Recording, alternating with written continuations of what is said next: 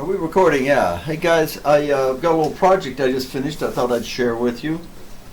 I've got a clock. I've had these, these cheapo clocks that run on a battery, a little oscillator in them, and every second the hand advances one tick. I've had a couple of them up on the wall, showing local time and UTC time, and they've always bothered me because I've always thought they ought to be synchronized, and it'd be neat if they were on time. So. Yeah, they drift a little, and one will say one time, the other will say the other. The second hands are always way off. That's bothersome. Well, anybody with a common sense would just go to the store and buy a couple of WWV atomic clocks and stick them up there. They really don't cost that much these days, but that requires a little common sense, a little reasoning, and that's way beyond me. So I decided that what would be cool would be to get a GPS receiver that has a 1 second pulse out, and these things are available on eBay for a few dollars, and write a little program, a pick kind of program, and have them do that. Have them run the clocks. And so anyway, I'll show you that's what I did. And so this is my little project to synchronize. I'll get my head out of the way. Synchronize my clocks. So here we go. Okay, this camera is not the greatest for this. I'll quickly show you this.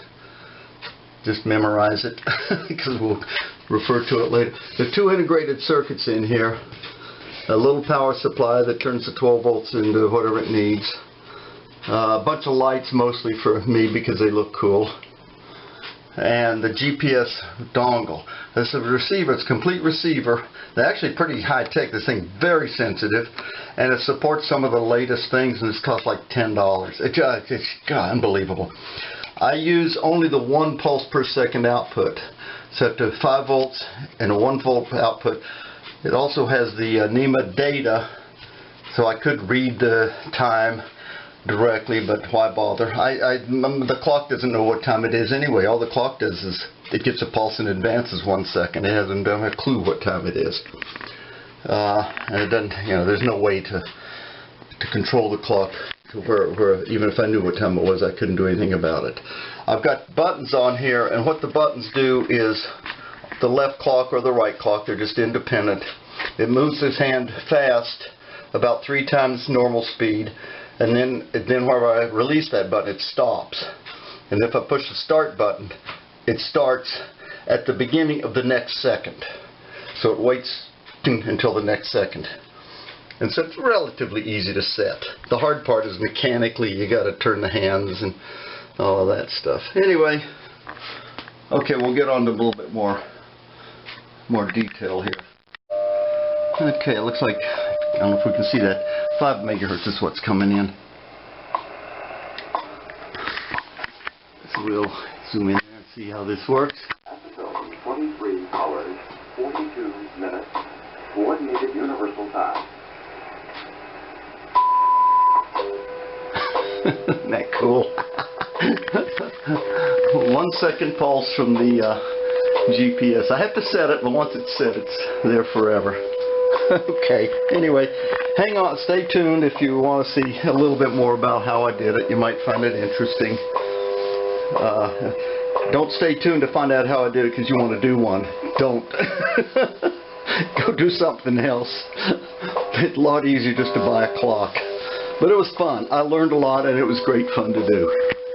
Anyway, so maybe we'll see, or hang on, wherever your pleasure is.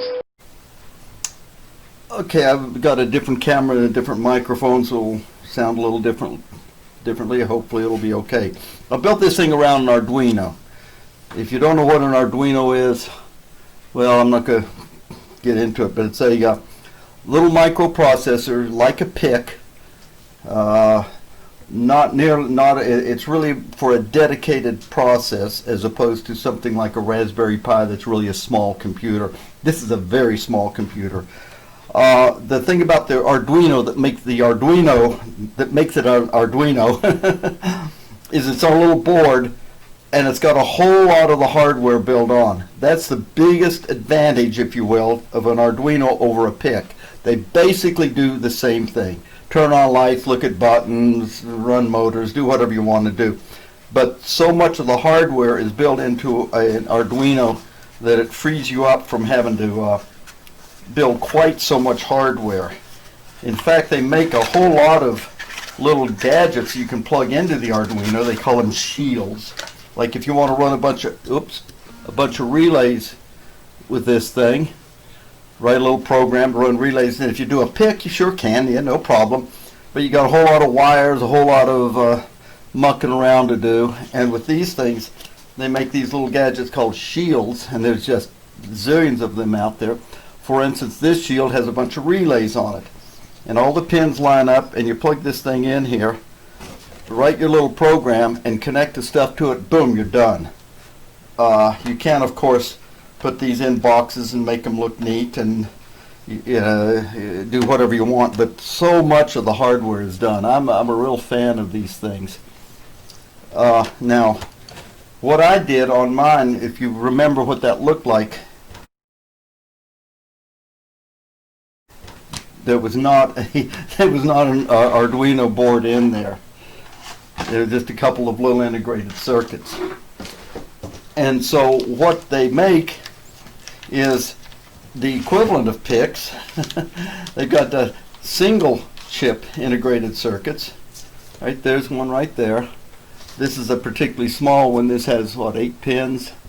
So there's power and ground, and so that's 6 pins that are left over for input, output, analog input, serial input, all of that kind of stuff.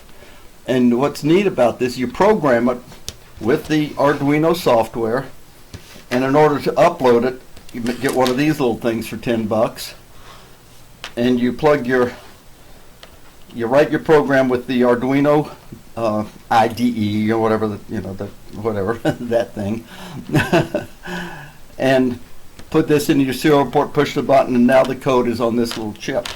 And then you have, of course, because it's a chip like this, you got to build all the hardware around it, and that's what I did on the clock.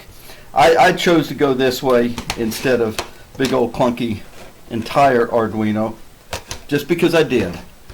I built it on. I put it wired together on a little proto board like this. This is one I've tried this one. I kind of like this. It's only one-sided, and you're really meant to put the parts on this side and solder them on that side, but I just surface soldered them. I found that a lot easier. In fact, I wish it didn't have the holes. I basically like this pattern. This is the first time I've built something with this particular board. It works. It's good. Don't recommend it. Don't not recommend it. So anyway, that's the deal on the Arduino and why the Arduino. Okay. Let's see, where are we going from here? In order to figure out how these clocks worked, I got a clock movement on eBay, like this. The battery goes in here. Here's where you set it. A little coil you can kind of see in there. So I tore it apart to figure out how the sucker worked. And of course, ended up with a bunch of gears, and so that didn't help. But what was important is here's the real electronics. I want to see the electronics. And there's a, if I can turn this over without, there's a little coil here. And on the other side, a couple of contacts. And when you put a voltage on the coil, it becomes electromagnet. And there we go. And this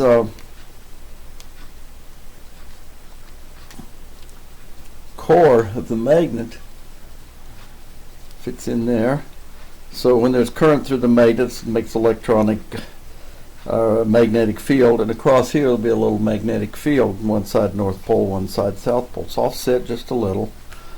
And sitting inside of there is this guy, which is, you might say that's sort of the armature or the rotor. But it's a magnet. Cool, huh? It's a little magnet fits in there. And like good magnets, all good magnets, it's has a North Pole and a South Pole. And it's a north and south.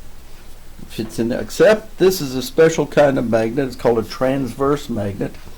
And that is, instead of the North Pole being on the opposite ends there, They're across laterally. So one side is North Pole, the other side is South Pole. And it fits in here. The gear, if I can get it in here, the little gear then goes to all of these gears, makes the clock work. And then the magnet fits over this guy here, like that. If I'm on the right way. Yeah, I'm on the right way. Somehow. So it fits in there just like that. And so when there's a magnetic field in there, the motor flips over the magnetic pole because it's transverse. And it'll tend to line up with these ends there, that little end there. It won't go horizontal, it'll go over the end just a little. And then it'll stick there because that's the magnet there, and it sticks.